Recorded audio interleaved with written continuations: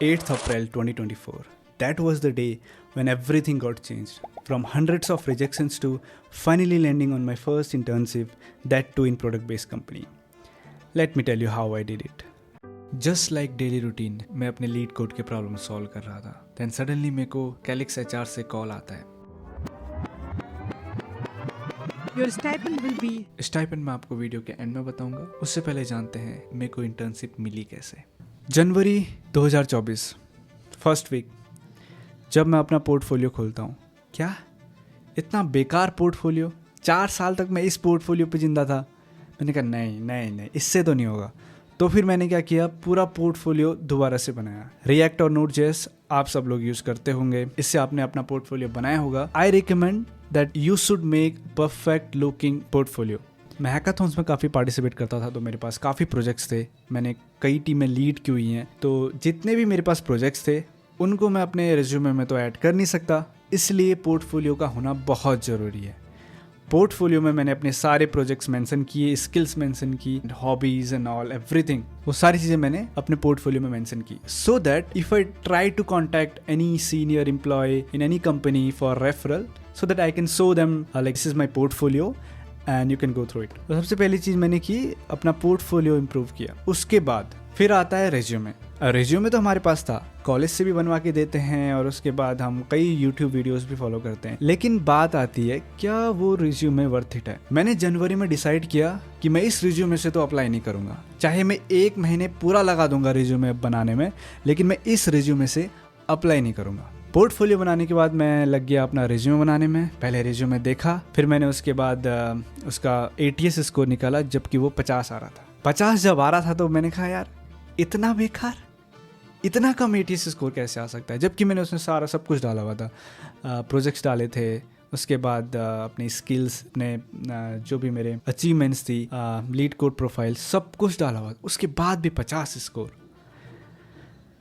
तो फिर मैंने पूरा स्टडी किया, रिज्यूमे कैसे बनाना है, क्या करना है, कई सारी चीज़ें देखने के बाद भी नहीं, बार बार जब आप उसको ATS स्कोर निकालना ट्राई करते हो तो उसके बाद वो आपको बताता है ये एक्शन वर्ब यूज़ करना है, ये नंबर्स आपने डालने हैं अपने प्रोजेक्ट्स में एंड ऑल. रेज्यूमे के लिए मैं सेपरेट वीडियो बनाऊंगा, तो अभी मैं बस आइडिया दे रहा हूँ कि मैंने क्या क्या किया था. तो जनवरी पूरा मैंने अपना रिज्यूमे बिल्ड किया था.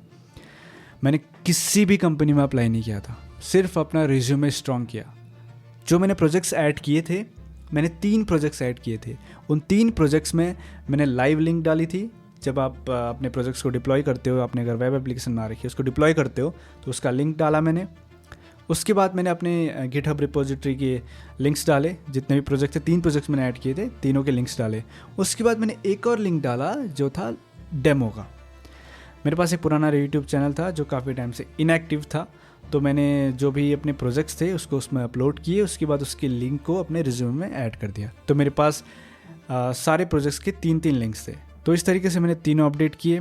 उसके बाद मैंने नंबर्स ऐड किए. जब आप प्रोजेक्ट्स बनाते हो तो उसमें आपने, अगर आपका ML का प्रोजेक्ट है तो आपकी कितनी एक्यूरेसी उसमें आई थी, कितने % एक्यूरेसी उसमें आई थी, अगर आपने कुछ ऑप्टिमाइज़ किया है तो कितना ऑप्टिमाइज़ किया है. तो यही चीज़ें ऐड करना होता है. हमारे पास इनिशियली कोई एक्सपीरियंस नहीं होता, हम सब सिर्फ और सिर्फ प्रोजेक्ट्स ही अपने शो कर सकते हैं. तो उस प्रोजेक्ट्स में हमने ये सारी चीज़ें ऐड करनी है कि क्या क्या चीज़ें थी. खैर रिज्यूमे पे तो काफ़ी लंबा वीडियो जा सकता है, तो उसके लिए हम बाद में बनाएंगे. अभी मैं बता रहा हूँ क्या हुआ था. फिर जब मैंने अपना रिज्यूमे और अपना पोर्टफोलियो अच्छे से बना लिया था, तो फिर मैंने अप्लाई करना स्टार्ट कर दिया था. और उसके बाद मैंने काफ़ी इंप्रूवमेंट्स देखे. मेरे को कभी कॉल नहीं आ रही थी ऑफ कैंपस, बहुत ही रेयर. तो जब फरवरी से मैंने अप्लाई करना स्टार्ट किया तो मुझको 2-3 कंपनी के एटलीस्ट रिप्लाई आ गए थे. पहले तो रिप्लाई भी नहीं आ रहे थे, फिर रिप्लाई आना स्टार्ट हो गए थे. उसके बाद मैंने कई कंपनियों के इंटरव्यूज़ भी दिए, और हालांकि उन कंपनीज के बाद में फिर रिस्पांस नहीं आए, ये भी एक अलग प्रॉब्लम है. फिर आता है मार्च 2024, जब मैं अपना डेली रूटीन कर रहा होता हूँ, लिंक्डइन स्क्रॉल कर रहा होता हूँ, सारे एम्प्लॉयज़ को रिक्वेस्ट भेज रहा होता हूँ रेफरल के लिए. तो उस टाइम पे मेरे को दिखता है कैलिक्स की ओपनिंग. फिर मैं कैलिक्स के सीनियर एम्प्लॉयज़ को रिक्वेस्ट भेजना स्टार्ट करता हूँ रेफरल के लिए, बट उनका रिप्लाई आता नहीं है. 2-3 दिन मैं वेट करता हूँ, रिप्लाई नहीं आता. फिर मैं डायरेक्ट अप्लाई कर देता हूँ. उसके 2 वीक बाद मेरे को एचआर का कॉल आता है that Rohit your resume is shortlisted and you have to come to Bangalore for your first round, that is coding round. तो मैं उसके बाद बैंगलोर जाता हूँ, अपना कोडिंग राउंड देता हूँ और एक मन में टेंशन भी रहती है क्योंकि मिडिल क्लास होने के बाद लाइक ना जॉब लगी है और इतना दूर ट्रैवल करना, जाना आना, काफ़ी चीज़ें होती हैं और अगर सिलेक्शन नहीं होता तो पैसे भी वेस्ट और टाइम भी वेस्ट। तो काफ़ी टेंशन थी। जब मैं आया घर उसके एक वीक बाद जब मेरे को रिस्पांस नहीं आया तो मुझे लगा यार नहीं होने वाला, बट मैंने सारे क्वेश्चंस किए थे, जितने भी मेरे कोडिंग के क्वेश्चंस थे, जो भी उनने एप्टीट्यूड के क्वेश्चन पूछे थे, सारे मैंने सॉल्व किए थे। 1.5 वीक बाद एचआर का कॉल आता है that your first round is clear, now we are going to schedule your first round of interview. फिर मेरे को मेल आती है, मैं फर्स्ट राउंड देता हूँ, काफ़ी अच्छा जाता है। दूसरा राउंड देता हूँ, वो भी बहुत अच्छा जाता है। तीसरा राउंड देता हूँ, वो भी बहुत अच्छा जाता है। फिर आता है 8 अप्रैल, जब मेरे को एचआर का कॉल आता है और वो बोलते हैं कि congratulations, you are selected for the internship और आपका जो स्टाइपेंड होगा वो 40,000 होगा और उसके बाद आपको सारे बेनिफिट्स जैसे कैब, फूड, एवरीथिंग। 40,000 बहुत होता है, फर्स्ट इंटर्नशिप में 40,000 मिलना बहुत था, तो मैंने तुरंत एक्सेप्ट कर लिया था और उसके 1 साल बाद मेरे को फुल टाइम भी मिल गया था। जो इंटर्नशिप थी वो 1 साल की थी, 1 साल पूरे होने के बाद मेरे को फुल टाइम ऑफर मिल गया था और फुल टाइम ऑफर का जो पैकेज था वो काफ़ी अच्छा था। जो बाकी प्रोडक्ट बेस्ड कंपनीज में ऑफर होता है सेम वही पैकेज मेरा भी था। I hope you like the video. Next video में हम जानेंगे अपने रिज्यूमे के बारे में, कौन सा रिज्यूमे मैंने यूज़ किया था कैलिक्स के लिए। और इसी तरह रोहित ए सिंह को आप सब्सक्राइब कर लीजिए, आने वाली वीडियोज़ काफ़ी मज़ेदार होंगी। थैंक्स।